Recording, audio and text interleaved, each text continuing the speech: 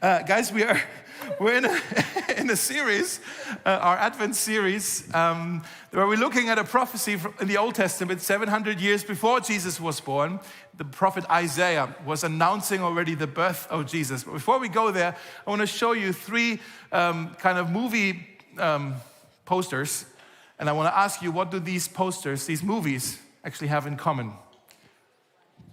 You know these movies? What do they have in common? Somebody's missing? Ah, very good. Who said it? Doesn't matter. A father searching for his son. Brilliant. It's about a hero, about a father who does whatever it takes for his son, right? And that's what we want to talk about today, actually. How Jesus is sort of like Nemo's dad. Who came to look for us, okay? Like a father would look for a missing child. So this prophecy that we're looking at in Isaiah chapter 9, we've been looking at it a few times already, so these words start to sound familiar. Let me read it again. It's on your piece of paper as well, on your contact card, or here on the screen. Here's what Isaiah announced 700 years before Jesus was born. For a child is born to us, a son is given to us, the government will rest on his shoulders. So he will rule, he will be a king. And he will be called, and here are these four titles that we're looking at each week. Wonderful Counselor, Mighty God, Everlasting Father, here it is, and also Prince of Peace, what we're going to do next Saturday. His government and its peace will never end. He will rule with fairness and justice from the throne of his ancestor David, who was a king in Israel, for all eternity. The seal of the Lord Almighty will accomplish this. So what we see here is, again, an announcement of the king, right, who will make all things new. And there are these four titles. Now, what we have to understand is these four titles are ancient titles for rulers to describe kind of how they rule. Not just that they rule, but kind of the kind of ruler that they are, whether they are good or bad rulers. Israel had a lot of bad rulers, but some of them were also good rulers, and maybe even other nations had good rulers. And so, the Egyptians, they would look to their Pharaoh, and they would say, Pharaoh is a mighty God. Okay? And so all these different, Solomon, he was a wonderful counselor. He was so full of wisdom. Right? And so ancient rulers, they had all these titles, and we see Jesus is being announced, and he already gets four titles in advance. This is the kind of king he will be. And it's quite a cool combination, actually, when you look at the four titles. We've done two of them already. The Wonderful Counselor, Jesus, the Wonderful Counselor who leads us who live in a world full of lies, he leads us into all truth. We talked about this. Last week, Toby talked about this, the mighty God, kind of the warrior king who goes into battle for us to fight for our freedom, right? Fights the enemy. Today, we're going to look at this king, Jesus. He will be like an everlasting father. He will rule like a father, parents his children. So he's not a tyrant king. He's not a dictator. He's not a power-hungry kind of king. He's kind. He's benevolent. He's compassionate like a father. Like a father would be. And maybe you're saying, hold on, this is a bit confusing now, because I thought Jesus is the second person of the Trinity. He's the Son. How can the Son be a father? I thought God is the Father, the first person of the Trinity. It's a bit confusing now. And I want to tell you, maybe don't think of it this way, because I doubt whether Isaiah had any understanding or much of an understanding of the Trinity. That's more a New Testament revelation.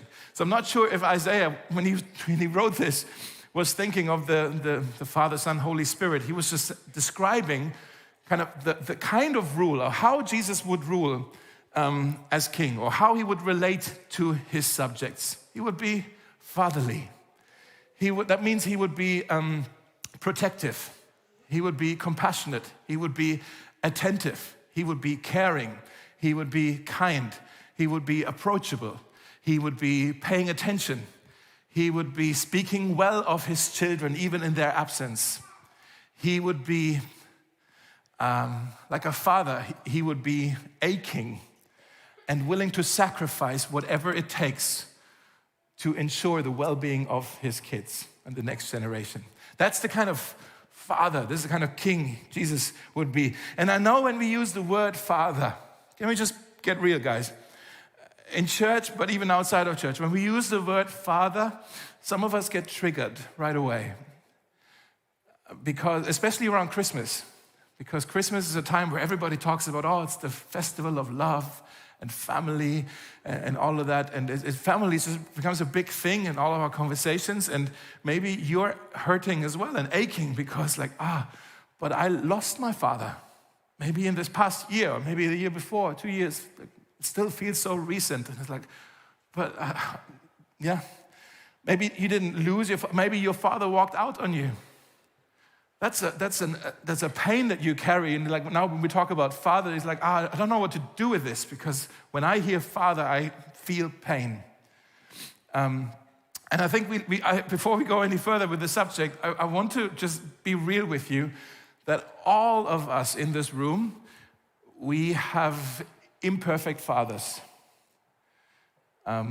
broken men who fathered us, but some more broken than others. Some more imperfect than others, and therefore some of us are carrying deeper wounds than others. I want to show you here on the screen kind of 7 types of damaging fathers that are out there, that are maybe even in our lives. And just, I do this very brief, but just so we realize what we don't mean when we talk about father. We don't mean a damaging father. Like a damaging father can be an absent father, kind of some zero involvement, not involved at all, no responsibility, no support. It can be an unfaithful father who is unfaithful to the spouse, but consequently also unfaithful to the entire family. Some of you have experienced this. You can have a critical father, an overcritical father maybe, who has high standards that are impossible to meet, an unpleasable dad who's very tough with you and shows very little compassion. And he's very hard on you and hard with you and all of that. And these high standards are impossible to meet. An apathetic father is very sloppy, very laissez-faire, very emotionally distant maybe. Just not interested in you at all. Doesn't care, it seems. An unstable father is maybe a father who is explosive. Maybe an unpredictable father, short-tempered, maybe violent even. Possibly struggling with some kind of addiction, but he's out of control. He doesn't have control over himself. A distracted father is a father who is always torn between his family responsibilities and his kind of own, almost selfish ambitions in their career or hobbies or my other friends. And he feels guilty about being torn, but he doesn't know how to set priorities right. And so he's distracted. And the overindulgent father, that's also not healthy, that's damaging. An overindulgent father is someone who's spoiling their kids, who wants to be the fun parent, so the wife becomes the boring parent, and he raises kids who are very entitled, right? I don't know if you would say, yeah, actually I can see my dad on the screen right now. If that's, can I just say 2 things? I want to say an encouragement and a caution. The encouragement would be that healing is possible. Your past is not your identity. Your wounds are not your destiny. Healing is possible. Forgiveness is freedom. Okay? It's not easy, but forgiveness is freedom, and it's possible. The hope is through Jesus Christ. That's my encouragement. My caution is that we must understand that the way our fathers have treated us, good or bad, just the way they have been with us, shapes and influences the way we view and understand the world, including God, actually. The way we've been treated by our fathers shapes the way we understand the world. And so we must be really careful, guys. That's the caution. We must be careful that we don't project the pain and the disappointments that we feel because of our earthly father, that we don't transfer and project this on God.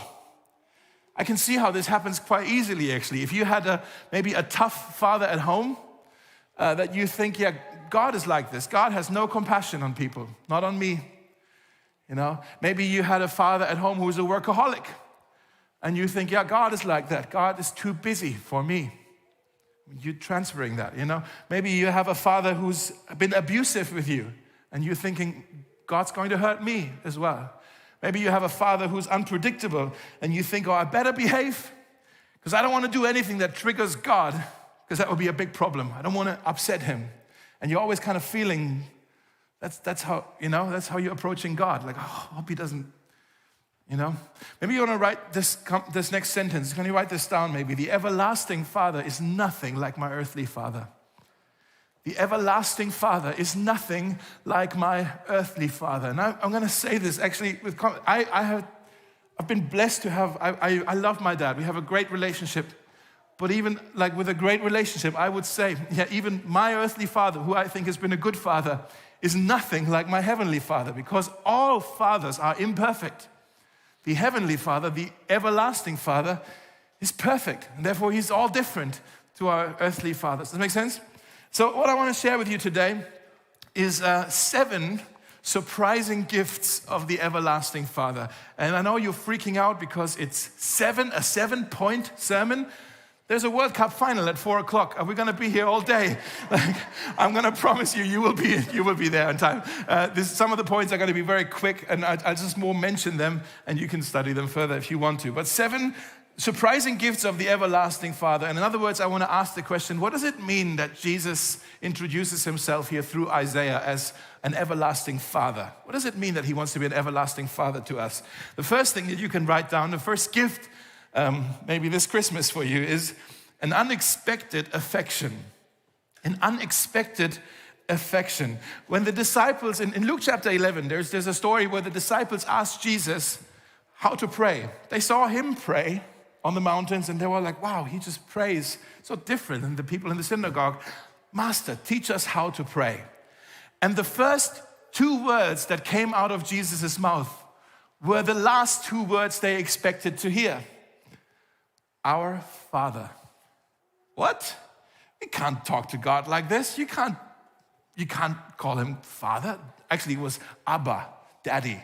Right? You can't call him Daddy. No. In the Old Testament, you will not find a single prayer where somebody says to God, Father. They pray to God as our creator, our deliverer, our provider, our healer, all of that, and all true.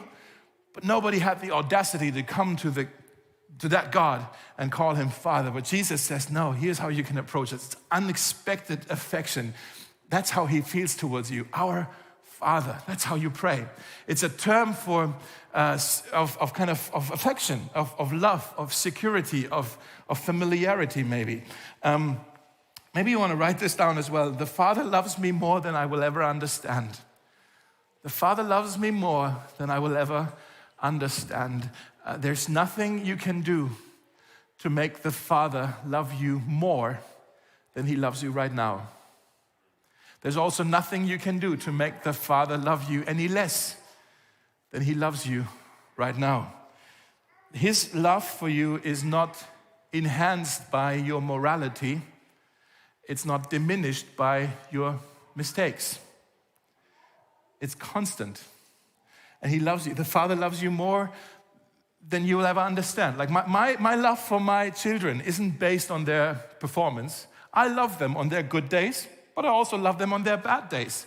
Why? Because I have set the focus of my love on them, regardless of how they behave. That's what God did for you. In Ephesians 1, verse 4, it says, long before he laid down the earth's foundation, God, our Father, he had us in mind, and he had settled on us as the focus of his love. Long before you even took your first breath or messed anything up, he had already decided, here's a person I'm going to love. Isn't that beautiful? The second gift is not just unexpected affection, but also unlimited access. Unlimited access. When you have a Father, you can go to him whenever. You have access to him. There's no protocol. You can just go to him. Some of you in this past year, maybe you've been to some kind of convention or some kind of conference, and the way they organize things is that you maybe got a little name tag or wristband with different colors. And you could see people walking around with different colors. If you were an attender at that conference or at that convention, maybe you got a blue wristband. which means you have access to kind of the main room, the seminar rooms, and the restrooms, right? That's kind of the space where you are allowed to walk freely. Maybe if you're at that conference not as an attender, but you're running an exhibition stand, maybe you have a different color. Maybe your color is red, because that means you can also go to some kind of breakfast room where there's refreshments for you. Like, cool. You know? Maybe you're a speaker at that conference and you're doing a presentation or a talk and you have a green wristband. That means you can go backstage, rub shoulders with important people. That's pretty cool. Maybe you're the organizer of the conference and you got a black wristband. That means you have one of those all areas, like unlimited access. You can go anywhere. There's no restrictions for you, okay? I actually have a story to share. My sister, my younger sister, when she was young, when she was 7, some of you know this, my dad used to do a lot of music and professionally, and he was doing this, part of this event in Nuremberg, in some big arenas, thousands of people there, and he was backstage, and my mom was there with my sister, and somehow my sister lost my mom in the crowd. And she was 7, and so she didn't know what to do, but she knew my dad was backstage. So she said, I'm just gonna go backstage to where dad is, because makes sense, it's clever, right? And so she wanted to go backstage, but then there were these 2 security guards they didn't even know who my dad was. They were hired to do security, and so they obviously didn't let her through. And then she said, 7 years old, but I'm the daughter.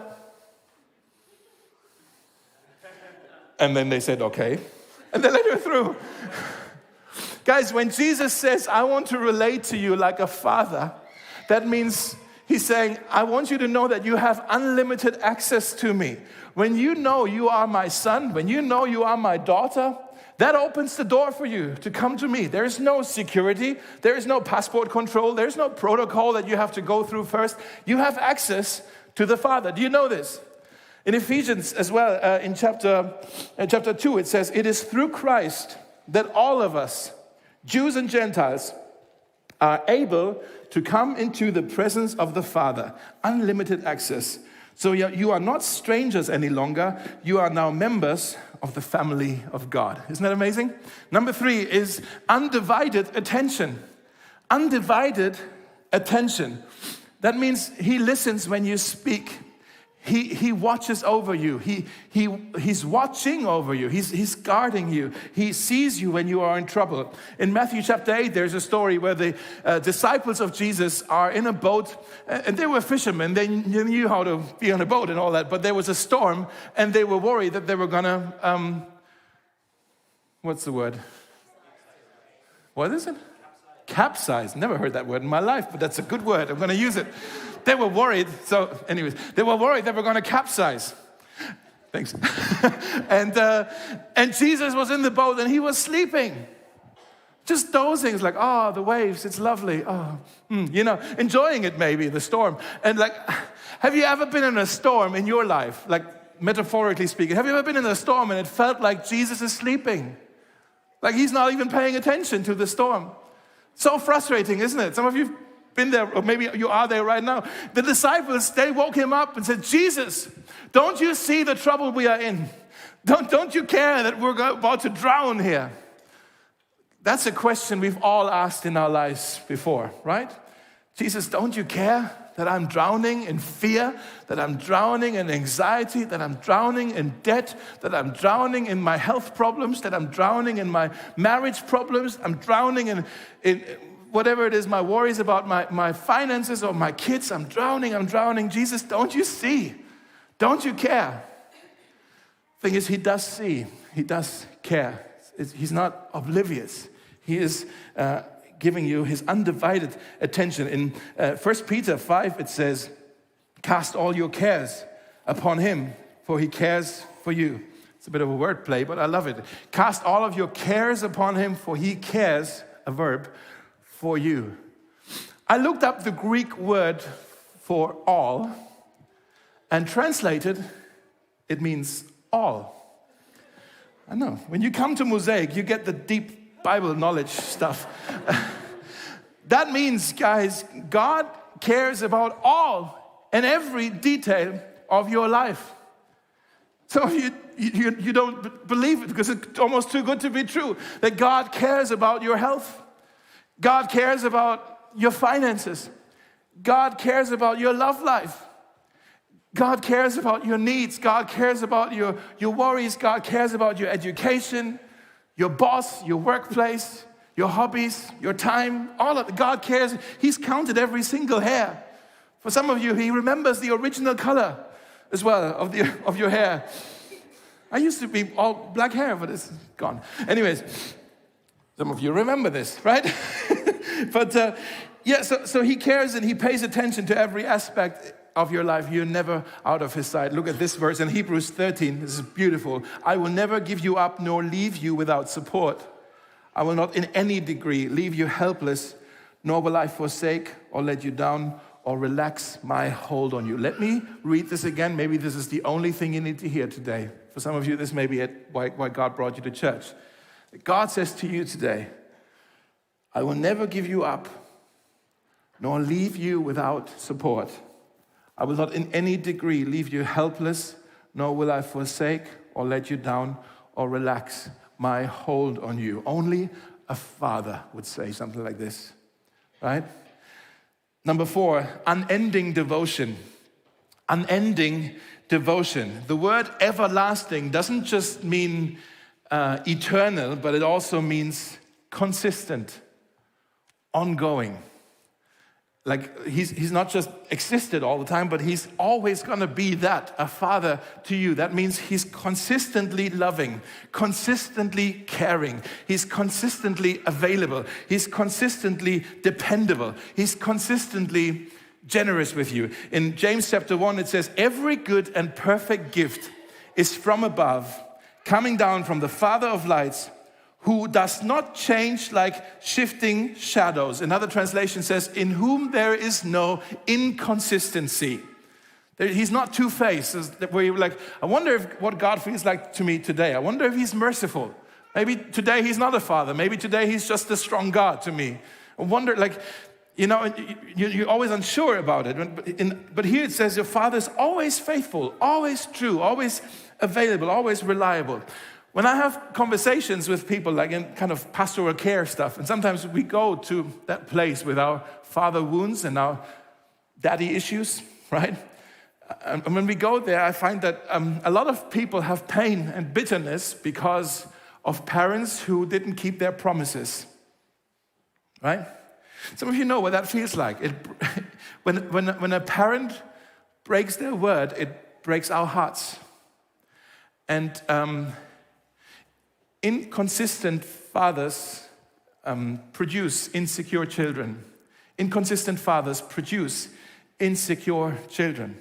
That's why some of us have insecurity problems, because we're always unsure. Like, I wonder if that he said that, but I'm not sure. And then there's this frustration of, Dad, you promised, and you didn't. I want you to know the everlasting Father is nothing like that. He keeps his word. Look at in Ezekiel 12, it says, none of my words will be delayed. Whatever I say will be fulfilled, declares the sovereign Lord. He's a father who keeps his promises. He's unending devotion for us. Number 5 is unfailing discipline. Number 6 is, no, let's talk about it. Unending discipline. It's like, it's uncomfortable. I don't want to talk about this. Discipline, let me just hear me out. Jesus wouldn't be a caring father if he wasn't invested in the formation of his children. If he wasn't interested in who his children were becoming. He's not just looking at what they're doing. He wants to ensure they're becoming ready for life. He wants to prepare them for what life has for us, right? That's why he's giving us in this word, he's giving us his well-meant, well-meaning instructions for life. And he cares that we study this, and he wants to disciple us. For the word discipline and disciple actually go together, right? He wants to form us, he wants to mentor us, he wants to coach us and show us how to live through his word. That's important to him. Actually, to any father, obedience is important. Obedience matters to any father. I'm a father. I long for my kids to trust my ways. The Father in heaven is just like that. He longs for us to trust his ways, and he cares enough to confront when we mess it up. Not because he wants to punish us, but because he actually wants to form us and help us get back on track. Let me read to you from Hebrews 12, where it talks about this. Hebrews 12 says, the Lord disciplines the one he loves. The one he loves, that's the motivation. And he chastens, how do you pronounce that? Chastens? That word. Everyone he accepts as his son.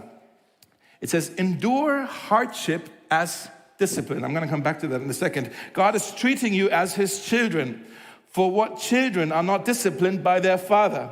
If you are not disciplined, and everyone undergoes discipline, then you're not true sons and daughters of all. Every father disciplines their kids. And I know some of you are parents and you are reacting right now. And I want you to say, like, if you feel an urge right now to take out your phone and write an email, how you are not disciplining your children, you don't need to write that email. We already know you're not disciplining your children. No offense. But every father, every parent who's interested in who their kids are becoming, he's going to do something to ensure the formation of their kids, right? And so the discipline is not God kind of punishing us for our sin, but to bring us back from our sin, from the trouble we ended up in, okay? The problem is, it says here, endure hardship as discipline. Endure hardship as discipline. I think our problem is that we always confuse three different things. We confuse punishment and discipline and consequences. All of them are painful, not comfortable. No. It's not like pleasant. It's like, ooh, discipline. Nobody likes discipline, right? They're painful. They're not pleasant, but they're very different. Punishment, discipline, consequences. What's punishment? Punishment is about retribution. That's the goal, retribution. It's about getting even. Like, okay, let's settle the bill. You've hurt me, I'm going to hurt you. Discipline is different. Discipline, the goal is not retribution, but formation. Like the goal is, I want to form you. I want to mold you. I want to enable growth in you. The punishment is motivated by anger. Discipline is motivated by love. Punishment looks at the past. Here's what you've done wrong. Discipline looks at the future. Here's what you can become. Okay? And we confuse those. But there's also consequences, which is kind of just the logical conclusions of the kind of the consequences of the results of our stupid mistakes. Okay? That every mistake, every action will have a consequence. And sometimes we have to face those consequences. If you are unfaithful to your wife and you lose her trust, that's not her punishing you. That's a consequence of your own action. If you are at your workplace, if you are lazy and you get fired from your job, that's not your boss punishing you. That's a consequence of your own action. Now, hear me out. As Christians, we will have to face and suffer the consequences of our sins. And sometimes God will use those consequences even to discipline us. But we will never, ever have to fear punishment for our sin. Big difference. We will never have to face punishment for our sin. Why? Because there is no condemnation for those who are in Christ Jesus. And the punishment that was supposed to be ours was laid on him. And all that's left for us is mercy. Right? Which leads us to the next point. Number 6, undeserved forgiveness. Undeserved forgiveness. What do I mean with undeserved? Forgiveness is never deserved. Justice would be deserved. Justice is fair. Forgiveness is unfair. Forgiveness is undeserved. It is grace. It is a gift. In Psalm 130, I love this in the Message paraphrase. It says, as it turns out, forgiveness is your habit. Isn't that amazing? Forgiveness is your habit, and that's why you're worshipped. Do you remember when we read the passage in Isaiah chapter 9? We read that this king would be born, he would be these 4 titles, and then he would be seated and rule from the throne of his ancestor David. David was a king in the Old Testament, and kind of Jesus would be sitting, spiritually speaking, on that throne and rule over the people that are part of the covenant. And when you look at David, David was also quite a gracious, forgiving king. There's a story in 2 Samuel chapter 9 where, David has just kind of been crowned as king. Saul, who was the previous king, he died in battle, including his sons. And so now it was time for David to be king and sit on the throne. And kind of what happened in ancient times, whenever there was a new king, almost like the first item on the agenda was for him to wipe out the entire family of the previous king. They would all be killed or locked away just so nobody would ever come and claim the throne later on. And so what we read in 2 Samuel chapter 9 is David remembers, I got to do my homework here. And he asked, is there anybody left from the family of Saul? Because the sons died as well. And then they told him, there's a boy, he's a teenager really. His name is Mephibosheth. Or actually Mephibosheth, as I think is saying in English. Mephibosheth. If you're having a baby at some point in the future and you're looking for a good name for a boy, don't do Mephibosheth. It's just weird. But anyways, that was his name. That's his name. That word. I don't even know how to pronounce it, but I'm just going to use Mephibosheth. Okay, that was his name. And he was crippled as well. So he couldn't really rule anyways, but he was crippled. And David said, okay, there's somebody who could be the successor, so bring him to me. And imagine that boy. He probably feared that that day would come eventually, that David would call for him. And so he was expecting to be punished, maybe imprisoned, maybe even executed for the crimes of his grandfather, Saul. And then when he comes to David, David doesn't punish him, David honors him. David restores all the family wealth, the land, the riches, he restores it to him. And he says to him, Mephibosheth, you are a prince. Don't go back into that village where you've been hiding. You have to sit with me at the king's table. And there's just this one verse in here in 2 Samuel 9:11. It says, and from that time on, Mephibosheth ate regularly at David's table like one of the king's own sons. Isn't that amazing? David, basically, he adopted this boy and he became part of the family. And just like David, King Jesus also invites you and I to sit with him at the king's table. Not because we've done anything to deserve it, but simply because of his kindness and his grace and his forgiving, undeserved forgiving nature. That's why in a moment we're going to actually have communion. That's the Lord's table. That's the king's table, the family table, where we come together as his family to have communion with him. And we remember him and the sacrifice and the bread and the cup. And we're going to do that in a moment. But I want you to know, having communion or coming to the table, that's not the exclusive invitation for all those who are worthy, the super Christians and the super religious. No, it's for those who, like Mephibosheth, have nothing to bring. And we're needy for this grace, undeserved forgiveness. That's where we can come. Now, before we do that, real quick, number 7. You still with me? Okay, good. Okay, number 7, an unshakable foundation. An unshakable foundation. When you know Jesus as an everlasting Father, it gives you a sense of assurance. It gives you a sense of identity. It gives you a sense of belonging that is unshakable. Actually, gives you a confidence. And on Christmas, Jesus came as the everlasting Father to adopt us as sons and daughters. And then we belong to him, like Mephibosheth was part of David's family.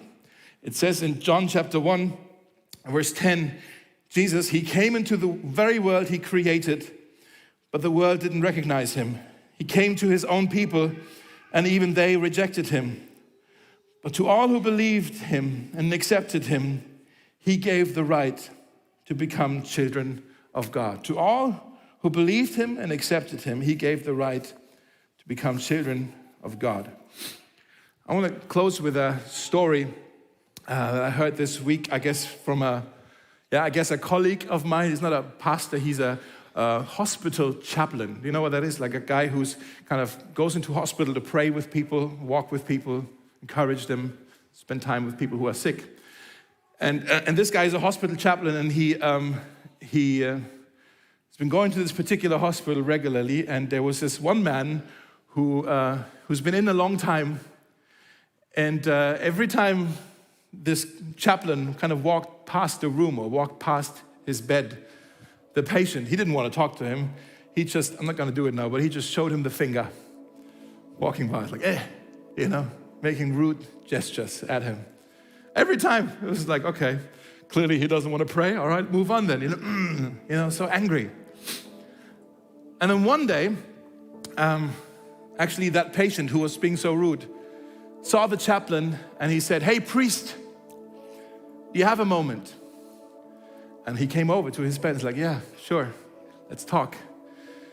And at first of all, sorry, I've been a bit rude. Like, yeah, a little bit. And he says, "What do you do here for people?" And he says, "Mostly I pray with them. But I've never prayed in my life. What's prayer?"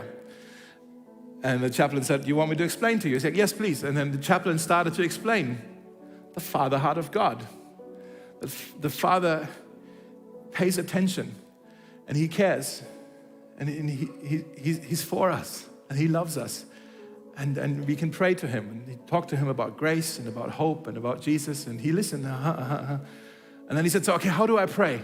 I want to pray." And the chaplain said, "Well, you can just talk to God like you would talk to your father." And the guy said, "Oh, I never knew my father, never spoken to him in my life." And the chaplain says, "Oh, I'm sorry." And the guy says, "Can I still pray even though I don't know how to talk to my father? How do I do it?" And so the chaplain stood up from his chair and just set the chair empty, and he was this bed, right? And he was standing there, and he's like, "Okay, just imagine Jesus is sitting on this chair right now. Just imagine. And He loves you, and He looks at you. What would you say?" And he was in bed, and he said, "Okay, I would probably tell Him I'm really scared right now for my health, because I'm not sure if I'll survive. I'm really scared." And the chaplain says, "Oh, that's good. That's a good prayer. You can tell Him that. Is there anything else you would tell Him?" And this was a tough guy, right? He's like, "I probably tell Him I've effed up my life." Okay, that's honest. But you can tell Him that as well. You can be that honest with Him. Is there anything else you would say? And the guy just said, "Okay, I can see why you're a priest. That's good, that's helpful. I'll think of something and I'll start to pray." And so they thanked each other. The chaplain went on, prayed with other patients, went home. A week later, the chaplain came back to that hospital, and he walked past the room where this man was lying, and the bed was empty. And he asked the nurse, like, "Hey, have you moved into another ward, or where is he?" And it's like, "Oh no, sadly he passed away 2 days ago." And he went, "Oh, it's a shame." Okay. And the nurse was saying, "I don't know what you talked to him about last time you were here, but he was all bouncy. And he talked to us about his chair, and that Jesus was sitting on his chair, and he was like changed." And the chaplain was like, "Okay, that's good. Maybe he understood what I tried to teach him." And then the chaplain was trying to move on to talk to somebody else, but then the nurse said, "There's one more thing you should know. I want to tell you how we found him the morning when he had died. He was not lying in bed, but he sat on the bedside of the bed, and he had pulled the chair towards him, and he was sitting, but his upper chest was actually on the chair, and the arms were around the chair. And that's how he died." And at that point, the chaplain, he lost it. He was like, here's a man who, just at the very end of his life, he got it. He understood the very thing that it takes an entire lifetime for us to understand. The Father heart of God, His love and care for us. It's too good for us to grasp. but he's understood it, and he died in the arms of his everlasting Father. Isn't that beautiful? And that's how he died, because he knew, I belong to the Father. I belong to him. He had that foundation in the end.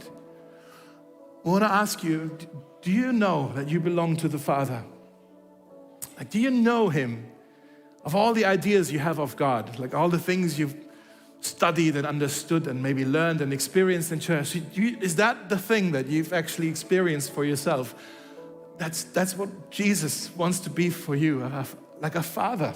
So close, so intimate, so personal. Do you know him as your Father? Jesus, I believe why he came on Christmas is so that you would be able to experience his love, that unexpected affection we talked about.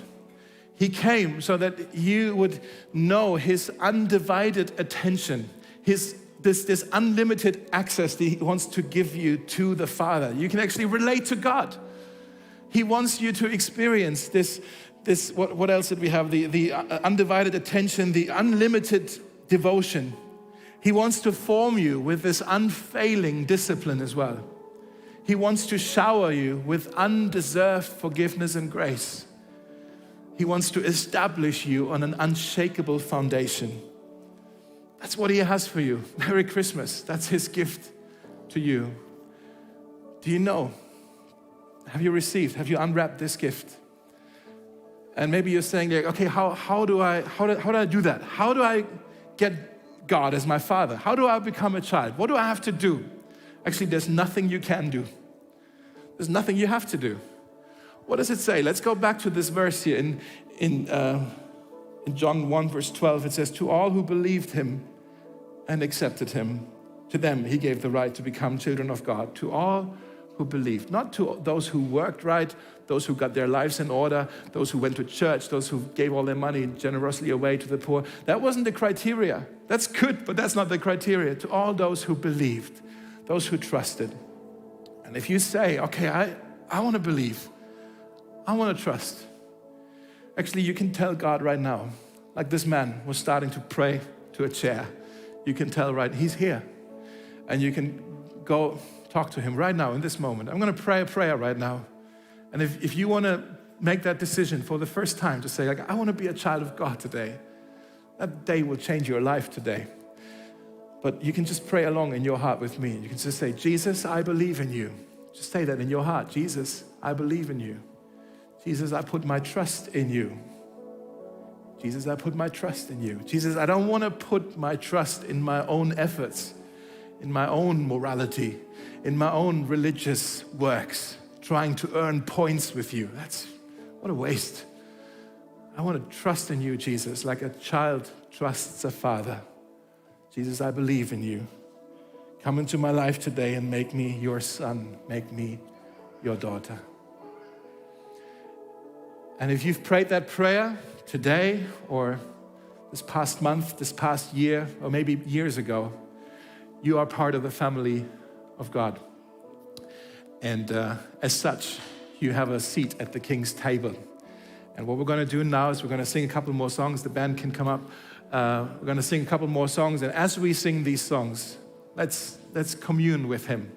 Let's go to the table. Let's break the bread. Let's drink from the little cup.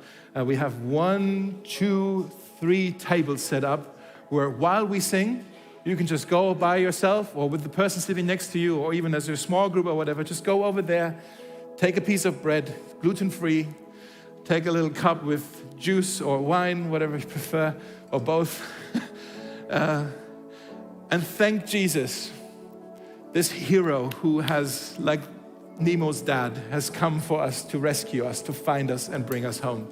Whatever it cost him, it cost him everything, it cost him his life. But that's why we're here. That's why you're here. That's why I'm here. So let's stand together. I'm going to pray a quick prayer, and then we're going to sing together. Yeah?